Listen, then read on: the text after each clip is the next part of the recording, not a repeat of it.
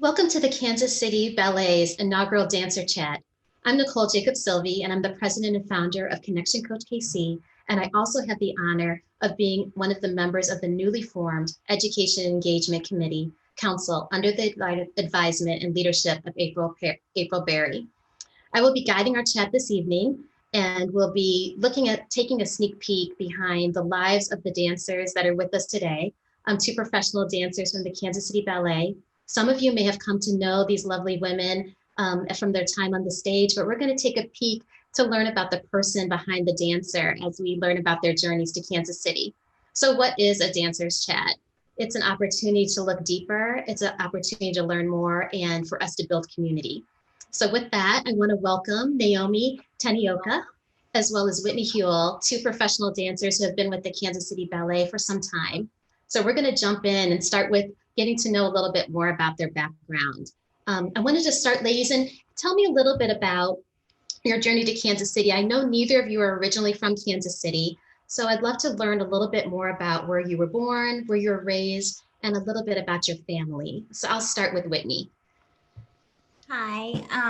Well, I was born in Columbia, South Carolina, and then grew up in Irmo, South Carolina. I attended the South Carolina Governor's School for the Arts and the Humanities in Greenville, South Carolina. And then from there, I went to college. I went to Indiana University in Bloomington, and I was there for 3 years. And then I auditioned and got into Ballet West 2, which is in Salt Lake City, Utah. Did the second company for 2 seasons and then got into the main company. And then was there for 5 more years. And then I did some auditioning, and that's what brought me here to Kansas City. We're so glad to have you here. And we're going to learn a little bit more about your family and that time when you were growing up in South Carolina, and who were some of your biggest influences. But first, we're going to go to Naomi and hear similarly. Tell us a little bit about your background, where you were raised, and a little bit about your upbringing. Hi, I'm Naomi Tanioka, and I'm originally from Japan. My whole family still lives in Japan, but I moved away from home when I was 13 years old. Went to Winnipeg, Manitoba, Canada, and spent my ballet training there for 6 years there, and I moved to Phoenix, Arizona. After that, joined the Ballet Arizona for 2 years. Then moved to Cincinnati Ballet in Cincinnati, Ohio. Was there for 3 years, and now I'm here in Kansas City. This will be my second season with Kansas City Ballet. We're so glad to have you here. So I'm going to continue with you, Naomi. When I think about your time growing up in Japan, what led to you deciding that you wanted to pursue dance and shift and move to out of your home country? And who did you have that inspired you to do so? Yeah, so I originally started just watching my other friends dancing, and my one of my good friend invited me to come take a ballet class with her one day, and I just fell in love with the whole leotard and a little skirt and with the cute fun and the aesthetic of it first. And when I really decided that I wanted to do it more seriously is probably when I performed experienced a performance on a real stage, and that was just a eye-opening experience. I instantly knew that was my dream Do you to know do how it. old? Do you remember how old you were at that time and what ballet you may have seen? It was my first performance in a big theater that I was featured in. It was probably when I was 10, maybe 11-year old, and I got to do this variation from Don Q. It's a third act key tree variation, and it's So there's two versions of it. There's one with the fan, and there's one without the fan that's a little more easier, still very hard.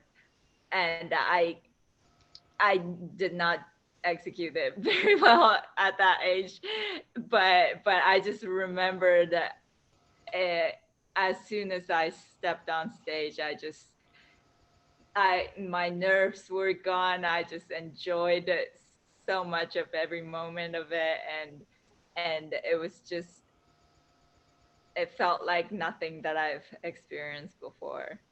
I love it. I can just even hear your passion and the igniting that love at such a young age. What about you, Whitney? Can you share some of that? What about young Whitney when you were first had your family? What was your family like? Were they encouraging of your dance career or just encouraging of your aspirations in general? Tell us a little bit about that. Yeah, well, I started dancing because my sister danced and my mom brought me to her recital and I was 5 years old and I loved it. I was like, "Ooh," and she turned to me and she goes, do you want to do that? Do you want to do ballet? Do you want to take ballet lessons?" And I was like, I nodded my head yes. I was very shy. So ballet was perfect because I didn't have to talk. And so it was all about like moving and I didn't have to do any speaking, which I was very, very shy and very quiet. So it was like the perfect fit. And yeah, it was my family that got me into it. So, and they've been super supportive ever since. They didn't really, I mean, none of my family have been professional dancers or anything. So when I started like saying I wanted to do it as a career, they were like, "What are you talking about? Like, that's not a job." But once they saw that I was doing well and got a job, like that is when they became even more supportive of it. And they don't have any doubts anymore. You proved yourself and all of that. And that shy Whitney to the woman that we see today is so wonderful. And I saw Naomi kind of nodding her head as well. Naomi, what about your family and your heritage? So did you have people within your family that also encouraged you? It could be within dance or in other areas of your life to pursue your passions. Yeah, my mom is the biggest cheerleader for me, and always she loves dancing herself. None of my family members are professional dancers, but she definitely enjoys watching and dancing herself, and comes she came to every performance as a child, and she was more nervous than me. She just hoped that it went well for me every single time, and I'm so thankful for my mom being such a supportive parent. And even when I moved away from home, she every opportunity she got to come over to Canada or here in America, she watched every single show that she could possibly watch, and I'm so thankful for that. I know there's so many people who are listening who can relate to what you're saying, who have driven daughters or sons to lessons, have sat and watched and been at every performance and know that heart to heart feeling of when you have someone who's such a key supporter. What about you, Whitney? Some other memories that you have from your time in South Carolina with your family, or just sharing maybe who may have been your biggest inspiration during that time? Well, I think getting started, it was like my sister, since like that's the reason why I started. But then at the first ballet school I went to, it was called Decrease School of Dance. It was a ballet school founded by a white woman, but it was for Black dancers. So it was all the dancers there, like the older dancers, I really looked up to because I was like, oh, they can do so much. So they were my biggest role models, and also some of the dancers at Columbia City Ballet, because that's the local company there. And I would remember my school would take us to Nutcracker and things like that. And so that was really exciting for me, especially when I saw dancers that came from the school that I attended. So that was really cool to see them. And so they were role models for me. It's amazing. What you said, we've talked so much about diversity, equity, inclusion, especially during 2020 with so many things that have come across in a national consciousness. And we talk about representation matters. And I hear you speak to that so specifically. I think the belief in most people is that the ballet is a white-centered space. And so to hear you were with a school, you said, that was for African American dancers specifically, and you were able to see those dancers. I love that that was an inspiration as well as your sister to shape you. And I think that helps with some of the misnomers we may have in ballet. So totally. Great. Naomi, when we talk about representation matters, went through your time in dance and maybe all the different countries, not even just cities that you've lived in, going from Japan to Canada to the United States. Have you seen other Asian dancers represented well within the ballet, or what has been your experiences as well? Definitely, yeah. So for me, I feel like every place that I've been to, I've at least had um, another Japanese student or a dancer with the company to look just be introduced to and looked up to, and it's always nice to have to speak my Japanese again and just relate in that way and go to a Japanese restaurant together, or it's always a nice introduction to a city when you have that relationship with someone, and I always felt welcomed by all the dancers. So yeah, yeah. That's wonderful. No, thank you for sharing that, because you certainly have traveled in so many spaces, and you too, Whitney, as well. Those are really exciting things. Is there an experience that you had growing up that you think has most shaped who you are today when you sit before us or perform in front of us? And Whitney, you can go first with that one. I think just the experience of being kind of tossed into different roles and things, especially when I first joined, I'd say Ballet West too. I don't know what it was that year, but I went into like anything the company was doing. It was somebody was sick or somebody was this or that. And that was really, that really prepared me for company life, because I did a lot of things that I understudied for all the time. And so I think that has like shaped me to kind of just go for it. That it's given me that like go for it mentality, because I've had early on so many experiences of just being thrown in. So I think that was really helpful. Also, going from place to place, like from South Carolina, I went to that boarding school. Governor School was a boarding school, so that was kind of new. And then I went to college in Indiana and I didn't know anybody there. And then I went to Salt Lake and I didn't know anybody there. So it's been good as far as like experiences and like meeting new people and just like a sense of community wherever you go. I think that has been kind of helpful for me to like branch out and not just stay in one place all the time. Thank you. Naomi, what about you? Is there one situation or experience that you think has most shaped who we see today? Yeah, I agree with Whitney. I feel like as a young dancer, you always have to be ready to be thrown into places. Injuries and just stuff like that happens all the time, and I learned quickly that I have to be adaptive to any situation and learn quickly and pick up stuff just from being in the back of the room, and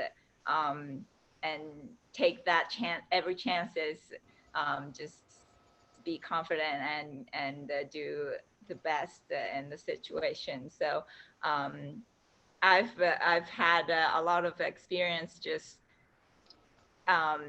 with short notice being thrown into a role that I didn't learn before, didn't do in the space, and just had to prove to the directors and people in front of the room that I can do what they expect me to do. So that that was always, that pushed me to be the dancer that I am now.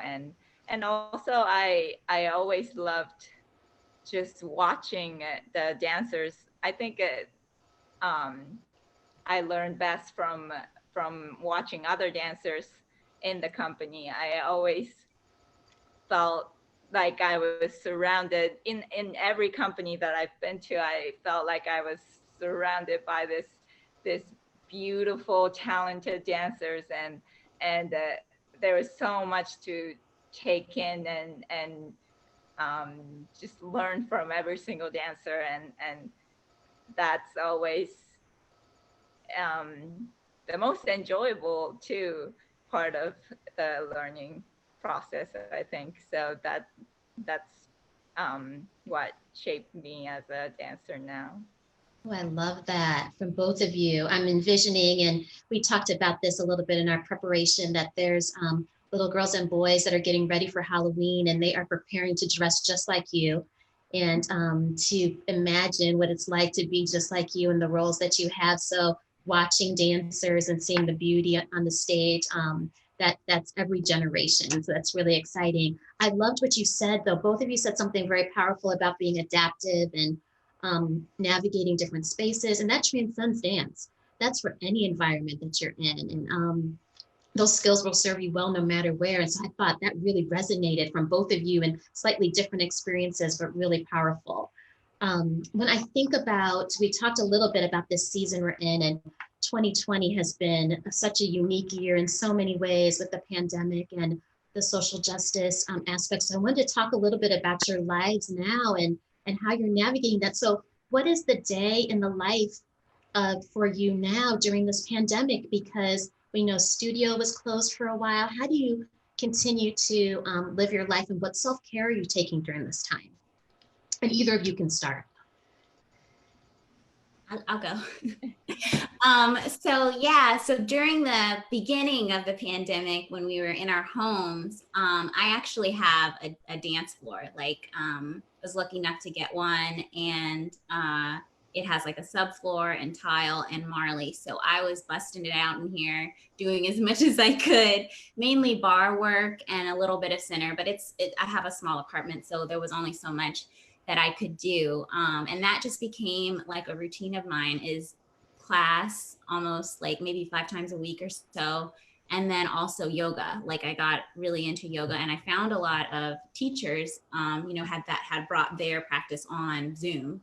So it was almost like I was taking like a live class. I didn't get any like hand corrections or anything like that, but it was very similar. And they have been very, very helpful during this time for me to like set a schedule and stay to that schedule, even though not a lot is going on and you're not able to leave and it's, not safe. So that was mainly what I was doing. And that's continuing, even though we're going out.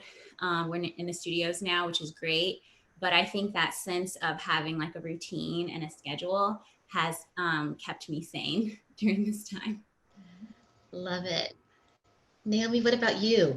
What does your routine look like?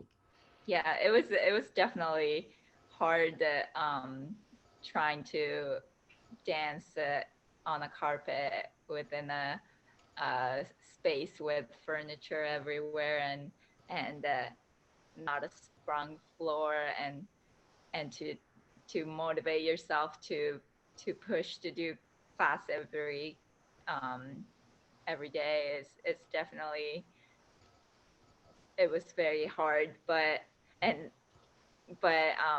I just learned to be patient and hopeful and know that it's gonna be okay, and that I'm doing my best I can, and I also felt like I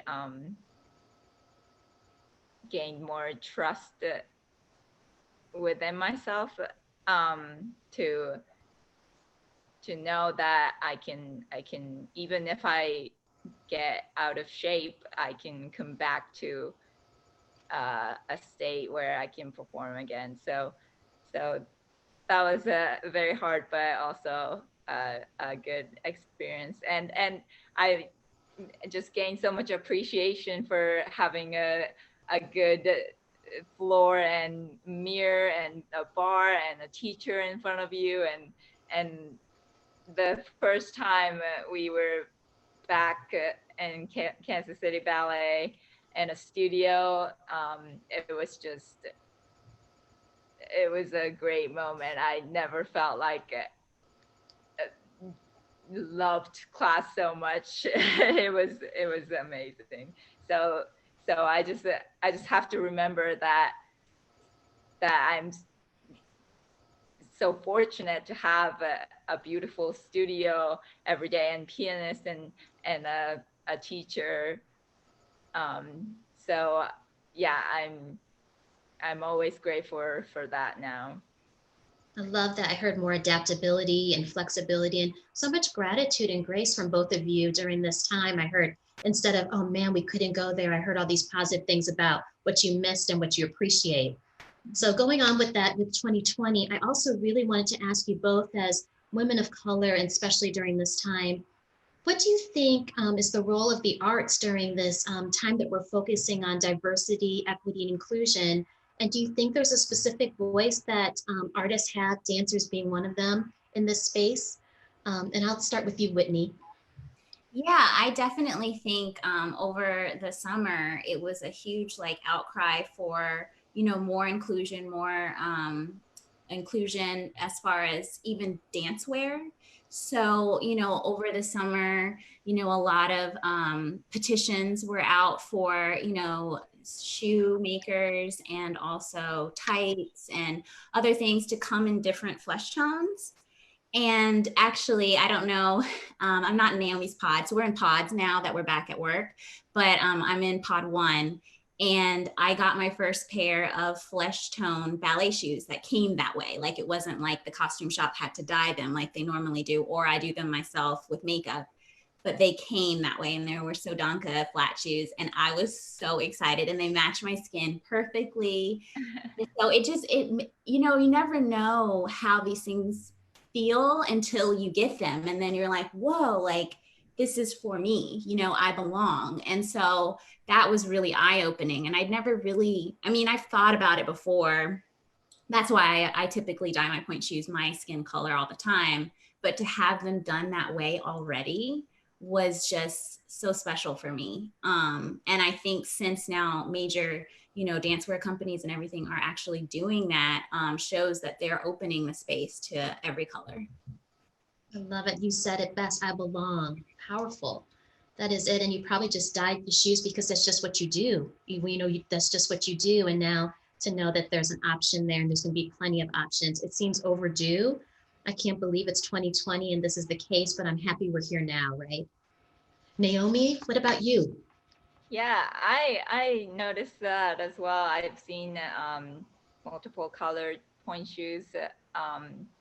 I think Gaynor Menden in particular is coming out with different tone of point shoes, and I think I think that's awesome. I feel like we're all so used to doing things that it becomes a norm, and like you said, you don't realize until it's changed that yeah, it's just like dancing without a proper floor. You don't realize how great it is until it's not there. So I love that. And something that so seemingly seems simple to people who may not dance, shoes, but that can say, you're welcome and you belong, I see you, I think is so powerful.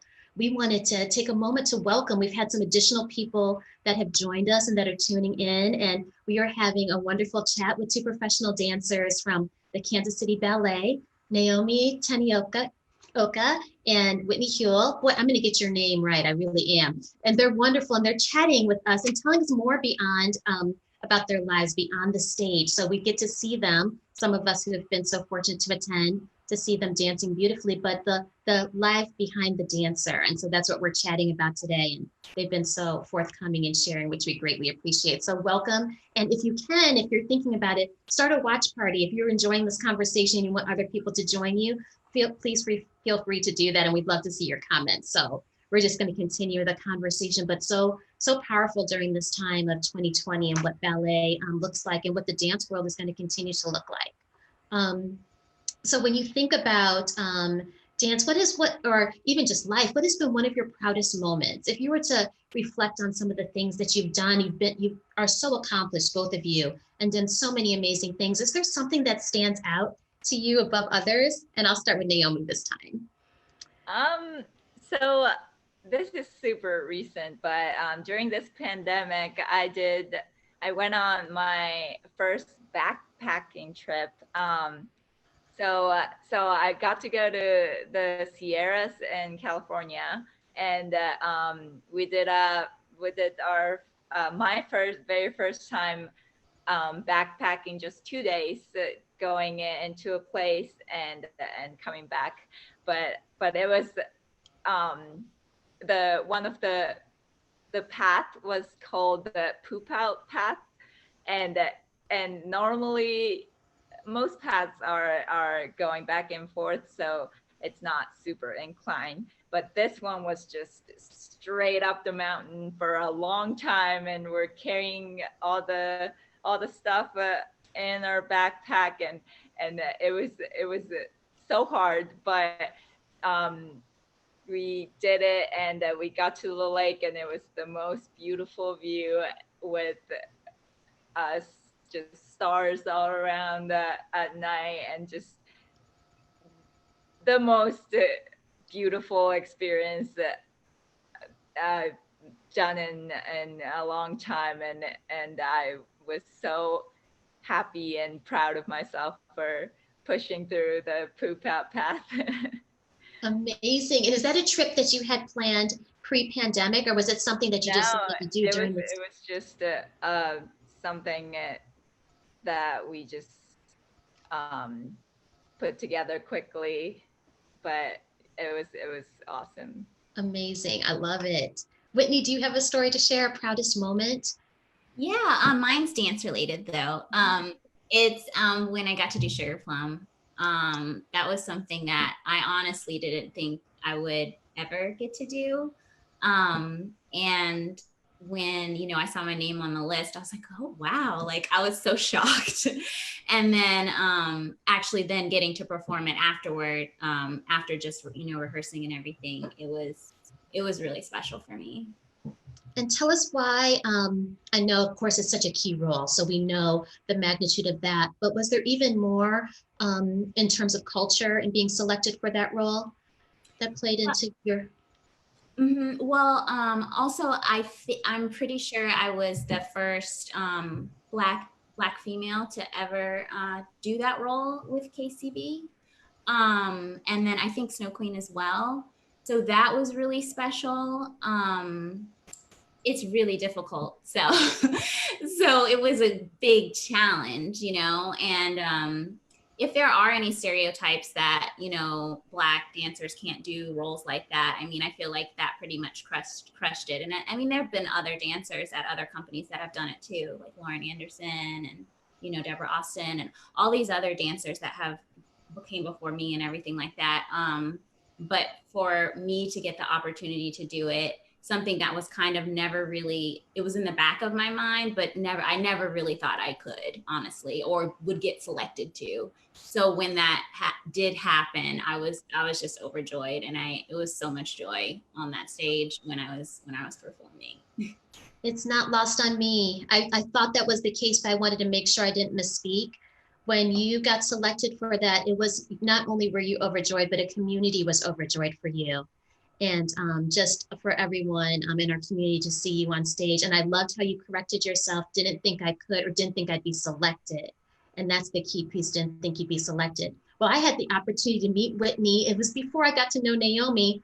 I'm a part of the Sister Circles of Greater Kansas City. I was one of the founding members and have stepped away from the leadership role. But at that time, when you had been selected, April reached out to our group, and the Sister Circle is a group of African American women are engaged in philanthropy. And what we are really keyed in doing is supporting initiatives within the Black community. So what the members do is they pool their money, they make a donation, and then there's an RFP process, and they select an organization that they will gift the money to support the efforts within the Black community. And so we had a wonderful opportunity to engage with April, where she invited the members of the Sister Circle in to come in and see 2 private performances by 2 Black dancers, and Whitney was one of them. And so what you see on the screen in front of you is when she did her performance, and we threw roses to her and showed how just overjoyed we were, and we were able to be involved in this really unique setting and environment. And we so appreciate that. We still remark on it, and so appreciate April's invitation in the Kansas City Ballet to welcome us in, to show what does the audience of the ballet look like, and it looks like us. It looks like us. So a wonderful memory there. Thank you. So I'm with you. Proudest moment. I would have been disappointed if you didn't say that, honestly. And I love the one that you shared, Naomi, as well. This has been so great. I know time's going quickly, and we had a person who sent in some questions too. So we're going to get to those as well. But I'm so glad that you reflected on 2020. I wanted to go into your tips and techniques. There's people who are watching, and people like me who have no dance background, but still love hearing you speak about this art form and expression, and those who really want to know these tips. But what type of dance forms were you involved in, even besides ballet, or what other techniques did you study along the way, or that maybe that you still practice? I'll go with Naomi, sorry.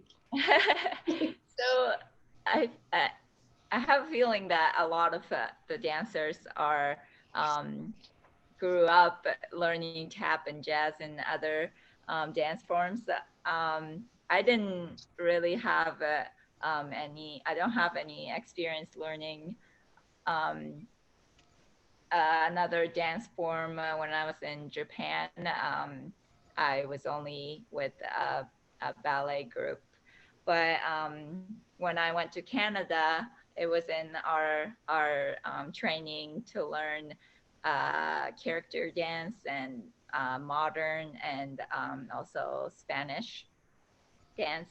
And it definitely, even within classical ballet, we have a lot of character dancing with boots and the heels and also Spanish dancing.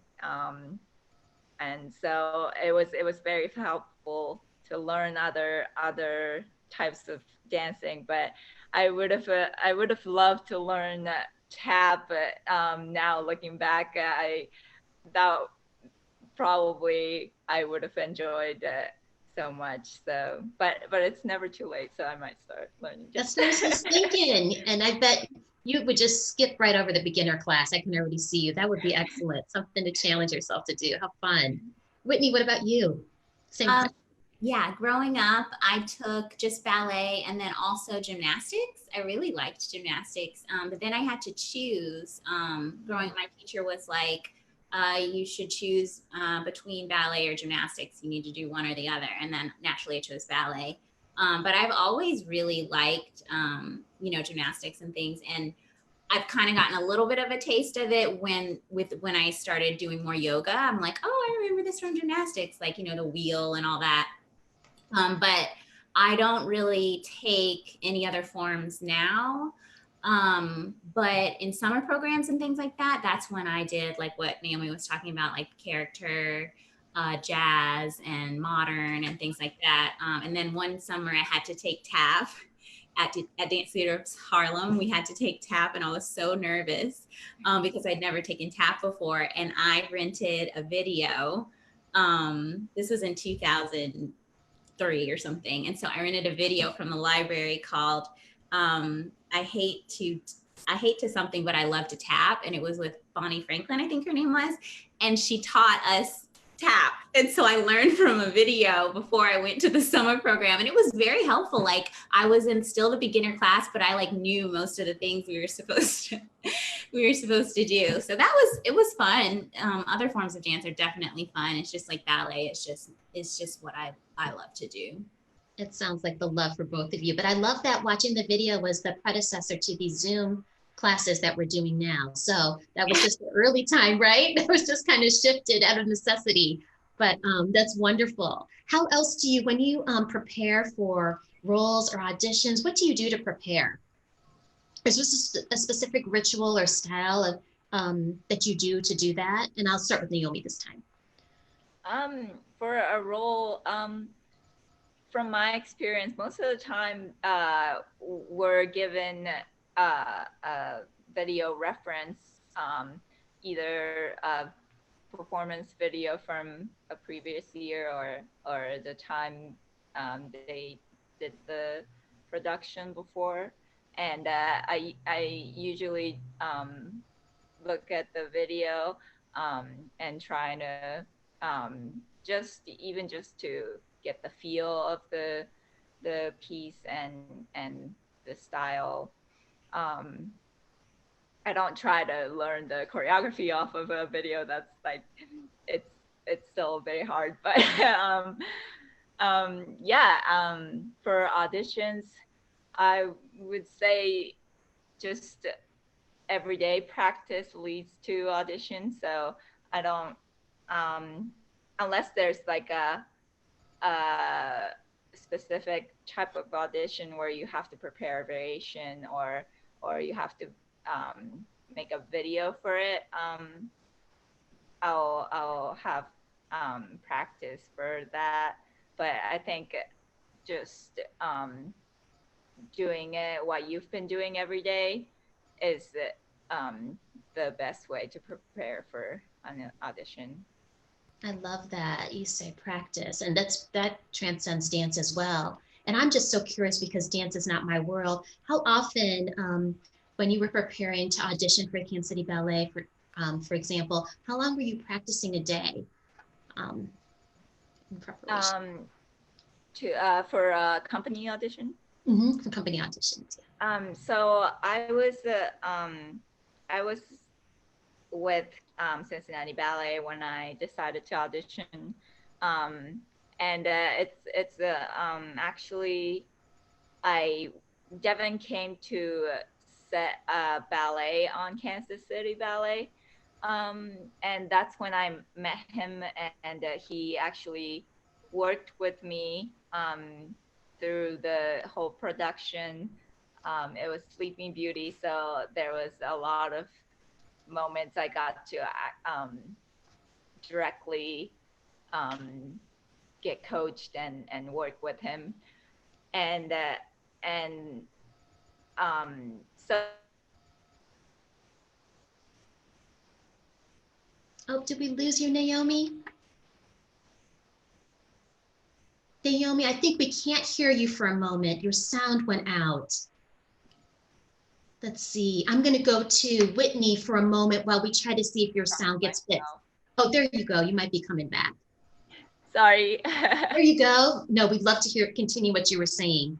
Yeah. So, going into a company audition, because I knew that experience was there before, that I was more confident and going into the audition and was able to show myself. I think it's so important in the audition to be who you are and show yourself as a person, not just as a dancer.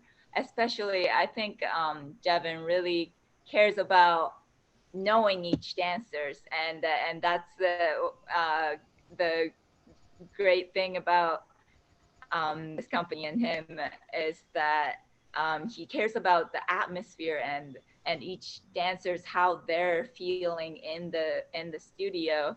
So I felt like it was a great atmosphere of just talented people looking at the same goal and trying to positively push for the same outcome. So I think, yeah, being yourself is the best for auditions like that. Wow, phenomenal advice. And we just had a beautiful picture of you that was up on the screen. Can you please share what role you were dancing in that and tell us a little bit? Yes, that's from the Nutcracker. I was doing a Spanish, and I'm holding a fan. I'm not very good with props. It gives me a little anxiety, but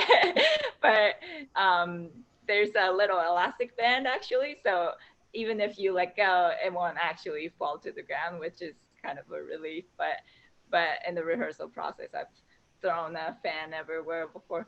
But yeah, it's actually a Spanish dance in the Nutcracker. So the girls and the guys are it's all very fast moving, and it's very lively. So yeah, I love performing it. And there's Josh in the background with the cape. There's a lot going on in the piece. It's so exciting. Yeah. Love it. And I got to meet Josh also because he was another one of the dancers that performed when the Sister Circle came to observe the Kansas City Ballet. Thank you. Breathtaking. That photo's breathtaking. Whitney, I didn't phrase it well to Naomi. She did such a great job. Any tips that you have to share regarding people who are auditioning and they're thinking about selecting a company? I loved what Naomi had to share there. Yeah, I agree with her. Like, be yourself in the audition. For me, I always did my best when I wore what I was comfortable in. Like, as far as like, this is my favorite leotard, I'm going to wear this. I liked to wear my flesh tone point shoes instead of pink shoes. I really felt like I did the best when I felt the best. And then also, I like standing in the front, so that's not a problem for me, but I think that was helpful. Like standing, near the front so they can see you. And then I think also, like, don't be afraid to look like you're enjoying what you're doing. Like, don't be so serious. You can smile, you can, look like you're enjoying dance, like while you're in rehearsal and while you're auditioning. I think that kind of helps the director see what you're going to look like when you actually get into the company. You don't want to be scared. They don't want to hire a scared dancer. They want to hire somebody that is going to be very natural on stage. And so all they're getting is this one time to see you. So you want to show them your most natural self. I love that because in tips and techniques, you're talking so much about tips that are beyond dance techniques that when I hear you saying this and being a life coach, it's very similar to the guidance I give to individuals that are in a variety of settings. And I hear mindset. You have such positive mindsets and the confidence. And so is it any wonder that transfers onto the stage? What about role models? Who are your role models? Because I know that there's people looking up to you right now and you're their role models, but who has been an inspiration to you in that way, especially in dance? And Naomi, did you want to start? Yeah. So I was a young dancer in Japan. I always I had all these videos of all the Japanese dancers that have gone outside of Japan and performing in the States or in London at the Royal Opera House, and one of the dancers that I admire, and a lot of young dancers in Japan admire her as well. She's Yoshida, Miyako Yoshida, and she danced until so long, and she's still capable of dancing. It's incredible. But to see, because I feel like as growing up in Japan and training in Japan, we were always told that we tend to be shorter than the other dancers and outside of the country, and it's I think she's just over 5 feet, and she's very tiny, but she doesn't look tiny at all on stage. She's so expressive and but so technical, and so to have a shorter dancer and just doing it so great and outside of Japan was just so inspiring as a young dancer. But also just I have so many dancers that I look up to within the company that I was at, and that is I think I said it before, but watching a dancer that's dancing with you in the same company is always a great inspiration, and because you get to work with them all the time, you see how the rehearsal process goes on, because you can watch like Marianella and all these great dancers on YouTube, and there's so many great performance videos, but to see how people work in studio is so it's a great way to learn as well, and I always loved and looked up to all the principal dancers in the company that I've been with, and I looked up to all the dancers in Kansas City Ballet. I miss having everyone in the same room so much, because that was always my favorite part of the day, to see other dancers, and I love my dancers in the pod, but I really miss having every dancer and the company in the room together. I can already imagine that the other company members missed you as well, because of the energy you bring and the fondness, the admiration you have for them, and the just the community. I love it. I can feel that energy as well. Whitney, what about you? A role model or a mentor? And maybe what's the importance, if you do have a mentor, of having someone in that role? Well, I did want to say that Naomi is the biggest cheerleader for everyone in the company. She is just like this bucket of joy, like in the studio. She's a joy bomb. So she has been like amazing in the studio, and it really helps. Like, if you don't feel so confident about something and you hear her like screaming in the back, you're like, wow, like maybe that was good, like, because she's so excited and she's so happy, and like it really I think it helps the morale of the company. But no, I actually never had a mentor growing up. I did have those, like my first teacher, I really looked up to her. Her name's Aurora Smith, and she danced in the same school that I was talking about. And then some of the other dancers from that school that danced with Kansas City Ballet, not Kansas City Ballet, Columbia City Ballet. And I would see them in performances, but never really someone to mentor me. And I do think that's very important. And I think it would have really helped me. But I think my personality, I kind of became a mentor for myself. And I saw, what those dancers were, like, say, Lauren Anderson and Misty Copeland, like they were what I could see to become. Like, that gave me hope. They weren't, they were role models, and they also gave me hope, but I've never had a mentor. And so I think those people that do are so lucky, because I feel like that would be very, very helpful to have some guidance in this kind of, in this art form would be very beneficial. It's amazing. And as I said, I don't know what's next for the two of you. You have such long careers ahead of you, but I see you in that role. You're mentors, and people certainly are already looking up to you as role models. As a matter of fact, when your information was posted on social media, we asked for questions, and we got one from Laura. And you have to bear with me, my eyes. What has been your favorite role with the Kansas City Ballet, and what is your dream role? Also, what age were you when you started dancing, and when did you decide to make dance your profession? So you've spoken to this a little bit, But I wanted to start with Naomi since Laura was so interested in hearing this question from the two of you. Yes.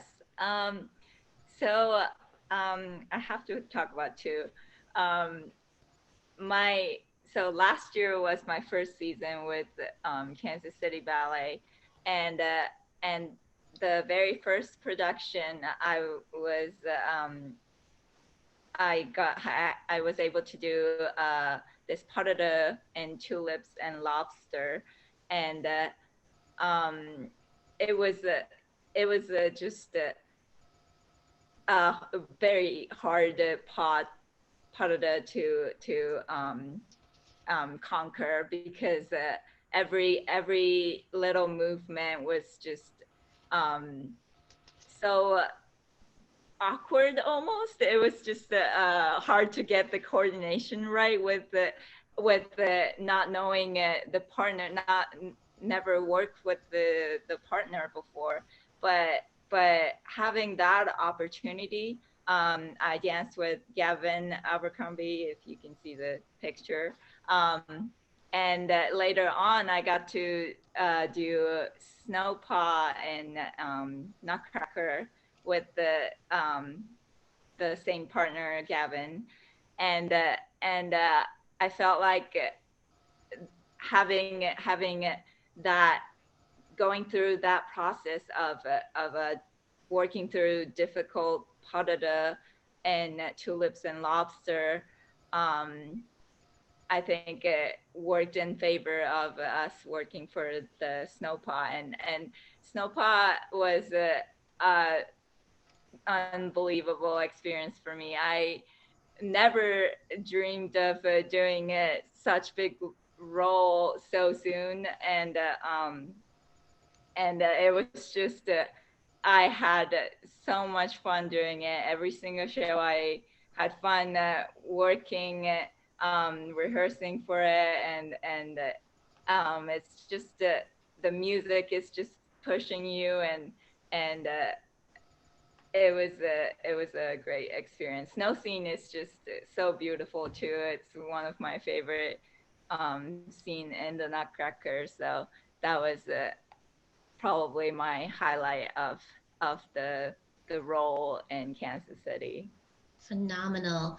By any chance, was your mom able to come and see you perform? Or could be My family? mom did not. She did not. She was not here to see it, but I have another story. Sorry. Um, I I had my friend watching in the audience one day, and she told me that there was a family of a little girl and her parents, and the mom was saying that her favorite part is the snow scene, and the little girl goes, "Oh, it's the part with Elsa in it," and so I felt like I was Elsa from then on. I was just the queen of the snow scene, and I told myself that I was Elsa every single time, every single show after that. So that was great. I love that. Thank you for sharing. That's so special. I know your family's so proud of you. Whitney, what about you? The same questions that Laura had. So I was 5 when I started ballet, and then I wanted to be a professional. I think around high school is when that kind of idea popped into my head that I wanted to do that. And then roles that one of my favorites was doing the Jete Woman and William Forsythe's In the Middle Somewhat Elevated.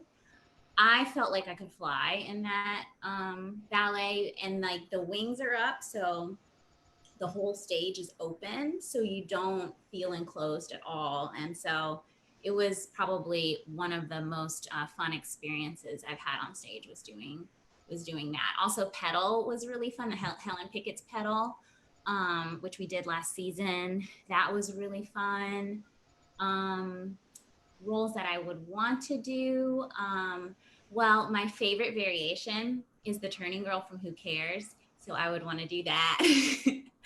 And then maybe another like full length at some point, like I think I could do it. And so that's kind of like a goal for me is to, I did Sugar Plum, so I kind of want the opportunity to try to do another one. My money's on you. I know you can do it. You and Naomi, different paths, different journeys, but the passion and the energy and the dedication and the belief in yourself is so there for both of you. I really see that synergy, and it's been such a delight to listen to both of you. So we're coming to the end, and I wanted to give you some final thoughts, if you can, in thinking about your thoughts on the ballet world, and what do you think is next in the ballet world, either in general or what's next for you? So I'll start with Naomi this time. Yeah, this pandemic, it definitely is hard on the ballet world, and especially in the States, a lot of the companies are closed down for a long time. And I know Kansas City Ballet is not going back to Kaufman until May, and and but I think the dancers are so ready, more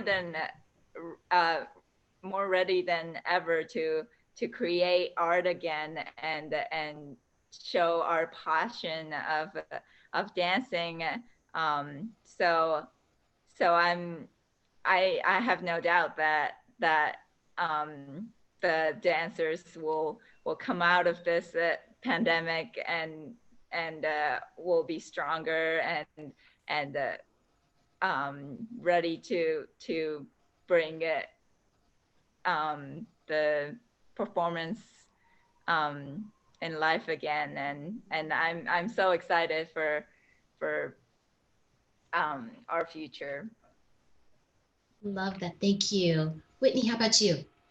Yeah, I agree. I think that, since during the pandemic, we don't have as much art available, it has kind of shown how much we need it, like how much it fills your soul, how much things are empty without it. And this like void, this gap without it being back full force, and we're lucky that we are coming back because there are a lot of companies that simply can't. They're in bigger cities, and like not just ballet, like Broadway is closed until like what, June of next year. So, those are very important things in people's lives. Like that's part of their life is art. So, not having it has been very difficult, but it has shown how much we need it in our lives. And how much it brings to the spirit, to the to everyone. So yeah, I have no doubt it'll come back because it has to. Like there's no choice. It's part of joy. It's part of the joy of life. So I'm really excited for when it can come back normally. But until then, we've done things digitally. We're doing like smaller shows, we're doing things outside. Like, so we have been making it work. Like it's a make it work moment. But I do think that we will return even greater and have even greater support because the people see that it's needed, and they want to support us. Like they miss it too, not just the dancers, like the people that come and see us, the people that support us, they miss it too. And we just want to dance for them again.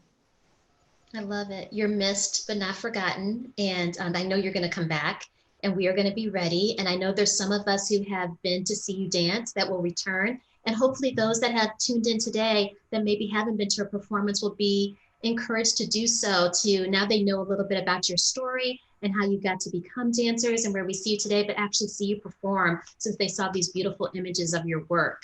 I thank you so much. You're just a delight, and this chat has been wonderful. I could chat much longer because I have so many other questions that I want to ask, but what I see are two women in front of us, two women of color who are confident, empowered, and talented beyond measure, who embody who you are and represent your not only your culture, but your profession well. So I cannot thank you enough.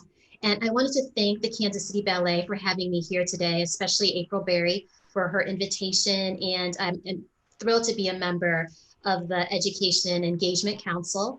And thank you to the team, the Kansas City Ballet team. As I said, it takes a lot to put on just a small, seemingly small Facebook chat, and they have been just dynamic in all of their work. If you enjoyed this chat tonight, this is just the first one in the series. This was the inaugural one. And the next one is going to be happening on November 4th. Also going to be led by a community member and have two different dancers. So we'll get to learn about their stories as well. But I would be remiss if I didn't mention that and thank everyone. Also too, Whitney mentioned support, and I know my family, we're crushed that the Nutcracker won't be occurring this year, but we decided the amount that we would have spent on tickets that we're going to donate that to the company because we believe in the work that you do. And I encourage my friends to do the same. So thank you so much. I'm glad that everyone was here to join us this evening, and I look forward to seeing you not only on the stage, but in the community soon. Take care. Thank you.